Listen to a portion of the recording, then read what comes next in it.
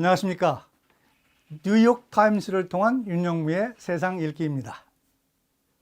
가슴이 참 아팠습니다. 최근 영국으로 밀 입국하려던 39명의 베트남 사람이 화물로 가득 찬 냉동 트럭 안에서 숨졌습니다. 뉴욕타임스는 11월 7일자에서 왜 그런 일이 일어났는지의 원인을 기사화했습니다. 이 기사에 따르면 베트남 밀 입국자들은 냉동차를 이산화탄소 CO2라고 부른다고 합니다. 얼마나 환기가 안 되고 산소가 희박했으면 그렇겠습니까?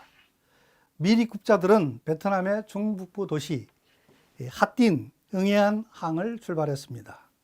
영국까지 거리로 치면 6,000마일, 그러니까 9,600km의 위험천만한 여정이었지만 참으로 끝은 참담했습니다.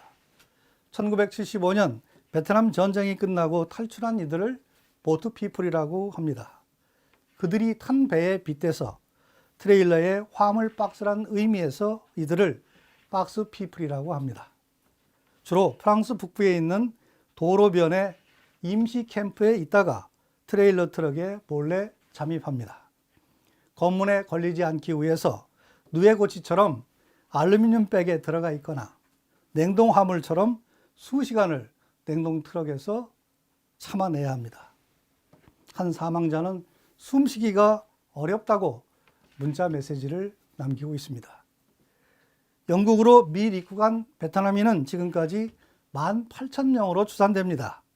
이들은 영국인이 아닌 다른 나라 출신의 밀 입국 업자에게 8,000파운드에서 4만 파운드, 우리나라 돈으로 1,200만 원에서 6천만 원을 준다고 합니다. 고향에서 가족과 친구들로부터 싹싹 긁어 모으고도 모자라서 남에게 빌려서 마련한 피 같은 돈이었습니다. 밀 입국자들은 먼저 중국에 가서 위조 여행 서류를 만들고 러시아로 갔다가 유럽으로 들어갑니다.